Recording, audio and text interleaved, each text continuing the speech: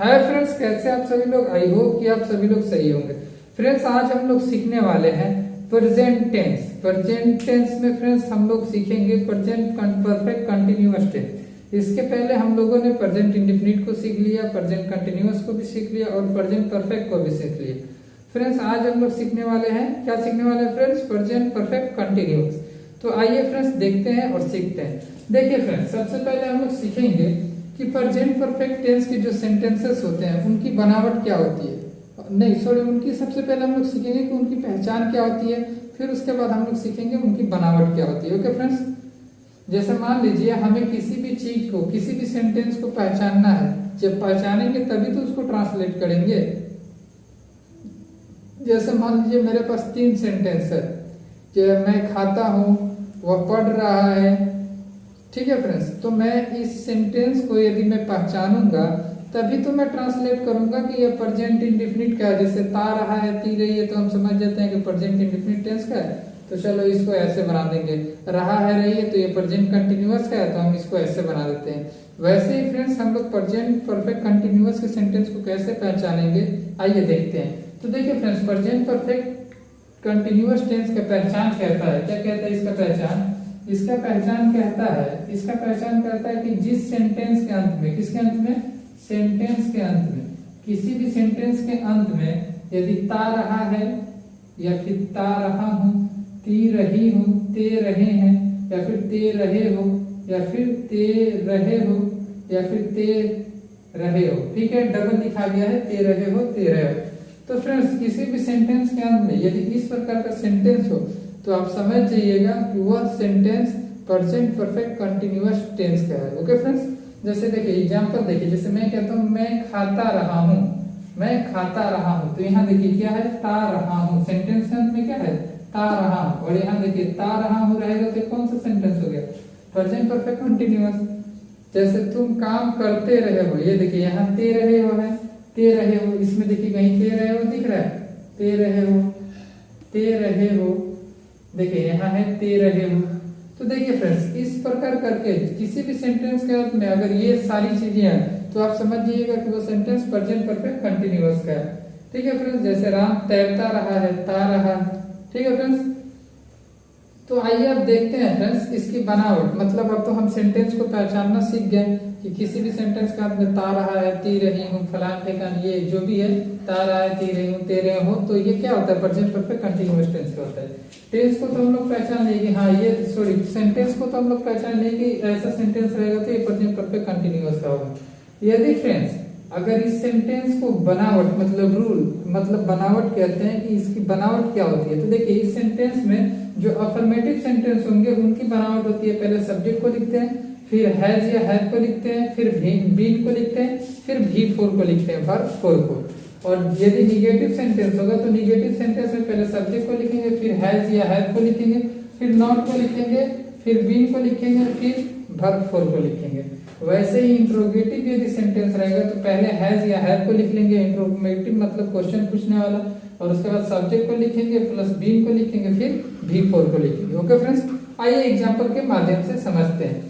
देखिए फ्रेंड्स, हम लोग समझते हैं अफर्मेटिव सेंटेंस की बनावट। तो अफर्मेटिव सेंटेंस की बनावट क्या कहता है?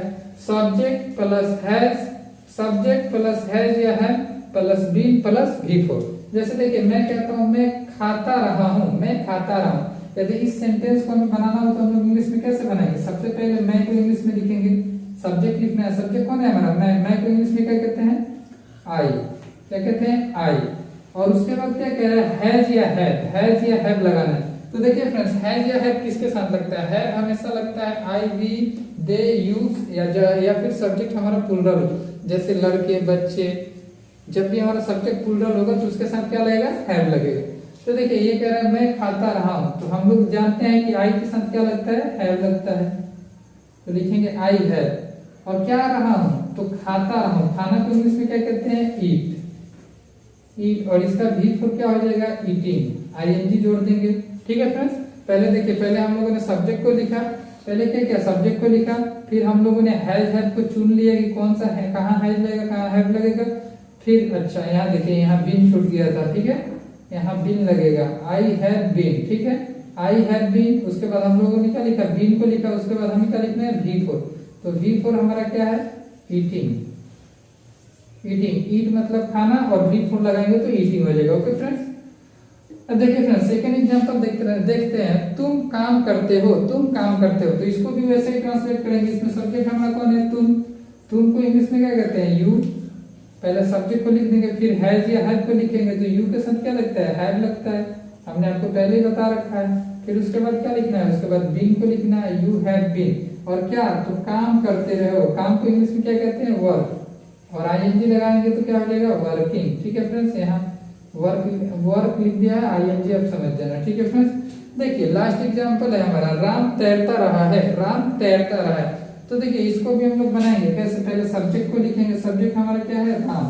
राम को इंग्लिश में क्या कहते हैं, राम को इंग्लिश में राम ही कहते हैं।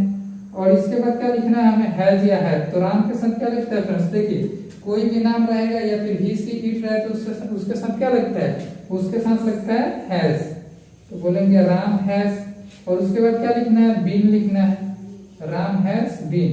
उसके बाद क्या लिखना है, V4। V4 का मतलब क्या होता है कि किसी भी वर्ब का चौथा रूप, तैरता रहा है। तैरना को इंग्लिश में कहते हैं स्विम, SWEEM, स्विम। और इसमें क्या जोड़ देंगे, ING, swimming. Ram has been swimming, Ram तैरता रहा है। तो फ्रेंड्स अब हम लोग देख लेते हैं निगेटिव सेंटेंस की बनावट। निगेटिव सेंटेंस को बनाने की रूल क्या होती है। तो निगेटिव सेंटेंस बनाने का रूल होता है सब्जेक्ट प्लस हैज या फिर हैव, और उसके बाद लगाते हैं नॉट, उसके बाद लगाते हैं been plus V4। Okay friends, आइए एग्जांपल से देखते हैं। एग्जांपल देखते हैं, तो हमारा फर्स्ट एग्जांपल है, जैसे मैं मान लीजिए कहता हूँ मैं नहीं खाता रहा हूँ, मैं नहीं खाता रहा हूँ। तो इसको इंग्लिश में कैसे बोलेंगे, तो सबसे पहले हम लोग सब्जेक्ट को लिखेंगे। सब्जेक्ट हमारा क्या है, आई।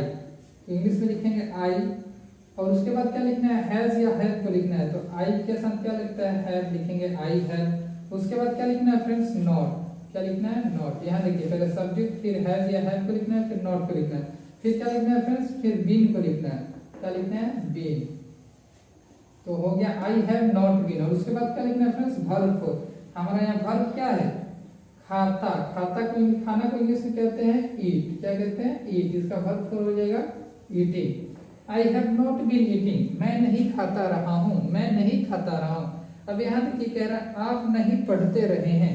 तो फ्रेंड्स देखिए आपको इंग्लिश में क्या कहते हैं, यू। क्या कहते हैं, यू। पहले हम लोग सब्जेक्ट को लिखा, सब्जेक्ट हमारा क्या है, सब्जेक्ट हमारा है यू। उसके बाद क्या लिखना है, हैज या हैव। यू के साथ क्या लगता है, हैव। तो लिखेंगे यू हैव, यू हैव। ठीक है फ्रेंड्स, यू हैव। और उसके बाद क्या लिखेंगे, नॉट। यू हैव नॉट, उसके बाद नॉट लिखना है। उसके बाद क्या लिखना है, बीन। तो लिखेंगे यू हैव नॉट बीन। और उसके बाद क्या लिखना है, नहीं पढ़ते रहे। पढ़ना को इंग्लिश में क्या कहते हैं, V4 लिखेंगे, रीड। रीड का हिंदी होता है पढ़ना, और V4 का मतलब है कि ING इसमें लगा देंगे। You have not been, you have not been reading, आप नहीं पढ़ते हैं। जैसे मान लीजिए मुझे कहना हो सीता नहीं खेलती रही है। सीता नहीं खेलती रही है, नहीं खेलती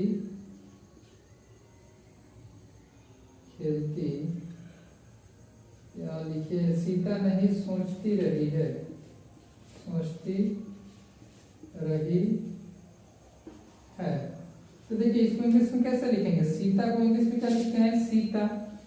देखिए सीता लिखते हैं, और सीता के साथ क्या लगता है फ्रेंड्स, क्या लगता है, हैज। यहाँ देखिए किसी भी नाम के साथ क्या लगता है, हैज। तो लिखेंगे सीता हैज। और उसके बाद क्या लिखना है हमको, नॉट लिखना है। यहाँ देखिए, यहाँ आप ध्यान रखिए, पहले सब्जेक्ट को लिखना है, फिर हैज या हैज को, फिर नॉट को, और उसके बाद क्या लिखना है फ्रेंड्स, बीन को। लिखेंगे बीन। क्या लिखना है फ्रेंड्स, बीन। और उसके बाद क्या लिखना है, वर्ब फोर। वर्ब फोर हमारा क्या है, सीता नहीं सोचती रही है, तो लिखेंगे थिंकिंग। क्या लिखेंगे फ्रेंड्स, थिंकिंग। देखिए आपको यहाँ थोड़ा वो दिख रहा होगा, घाना टाइप का हो गया होगा, ये इंट्रोगेटिव सेंटेंस की जो बनावट है इसके लिए। तो मैं हैज वाला भी एग्जांपल आपको समझा दिया हूँ। ठीक है फ्रेंड्स, अब इसको मिटा देता हूँ ताकि यहाँ आपको नजर पड़े, आपको देखने में दिक्कत ना हो। ठीक है फ्रेंड्स, अब देखिए फ्रेंड्स हम लोग देखेंगे इंट्रोगेटिव सेंटेंस की बनावट। तो इंट्रोगेटिव सेंटेंस की बनावट कहता है, पहले हैज या हैव को लिखना है, फिर सब्जेक्ट को लिखना है, फिर बीन को लिखना है, फिर वर्ब फोर को लिखना है। तो आइए फ्रेंड्स इसको भी एग्जांपल के माध्यम से समझते हैं। जैसे मैं कहता हूँ क्या मैं दौड़ता रहा हूँ, क्या मैं दौड़ता रहा हूँ। तो देखिए सबसे पहले हम लोग क्या देखेंगे, सब्जेक्ट। सब्जेक्ट है हमारा मैं के साथ क्या लगता है फ्रेंड्स, है। तो क्या लिखेंगे, सबसे पहले लिख देंगे हम लोग है। उसके बाद क्या लिखेंगे फ्रेंड्स, सब्जेक्ट। उसके बाद देखिए क्या लिखना है, हैज या हैव को लिखना है। उसके बाद क्या लिखना है, उसके बाद लिखना है हमको सब्जेक्ट। यहाँ देखिए हैव की स्पेलिंग थोड़ी मिस्टेक हो गई है, इसको लिखेंगे HAVE है। तो पहले हम लोग लिखेंगे हैज या हैव, तो यहाँ हम लोग लिख देते हैं हैव क्योंकि यहाँ सब्जेक्ट हमारा आई है। उसके बाद क्या लिखेंगे, उसके बाद लिखेंगे फ्रेंड्स सब्जेक्ट। तो सब्जेक्ट हमारा क्या है, आई। उसके बाद क्या लिखना है, बी, तो लिखेंगे बी। ठीक है फ्रेंड्स, तो हैव आई बीन। और उसके बाद क्या लिखना है फ्रेंड्स, V4। तो V4 में हमारा क्या है, दौड़ना। दौड़ना को इंग्लिश में क्या कहते हैं, रन। क्या कहते हैं, रन। इसको लिखेंगे रनिंग। क्या लिखेंगे, रनिंग। अब देखिए फ्रेंड्स नेक्स्ट एग्जांपल देखते हैं। क्या देखिए, क्या वह पढ़ती रही है, यहाँ वह छूट गया है, आप यहाँ वह लिख सकते हैं। क्या वह पढ़ती रही है, हमारा नेक्स्ट एग्जांपल है क्या वह पढ़ती रही। तो देखिए हम लोग क्या, हमें कैसे ट्रांसलेट करना है, पहले हैज या हैव को लिखना है। तो वह के साथ क्या लगता है, वह के साथ लगता है हैज। ये आपको मैंने पहले ही बता दिया कि वह के साथ क्या लगता है, हैज। ठीक है फ्रेंड्स, हैज। अब देखिए वह को इंग्लिश में क्या कहते हैं, सी। क्यों कहते हैं, क्योंकि किसी लड़की के लिए बात हो रहा है, वो पढ़ती रही है, हैज सी। और उसके बाद क्या लिखना है, देखिए पहले लिखना है हैज या हैव को, फिर सब्जेक्ट को, फिर बीन को। तो बोलेंगे हैज सी बीन। और पढ़ना क्या करती रही है, तो पढ़ती रही है। पढ़ना को इंग्लिश में क्या कहते हैं, रीड। और इसमें ING जोड़ देंगे तो क्या आ जाएगा, reading. Has she been reading, क्या वो पढ़ती रही है। ओके फ्रेंड्स, आई होप कि आप लोगों को मेरे द्वारा दी गई सारी जानकारी समझ आई होगी और आप प्रेजेंट परफेक्ट कंटिन्यूअस के सारे कंसेप्ट को सीखे होंगे। फ्रेंड्स देखिए अभी तो मैं आपको सिर्फ कंसेप्ट दे रहा हूँ, आगे चल के मैं एक्सरसाइज भी आपसे सॉल्व कराऊंगा। ओके, तो मिलते हैं नेक्स्ट वीडियो में, तब तक के लिए बाय बाय, ध्यान रखिए खुद का।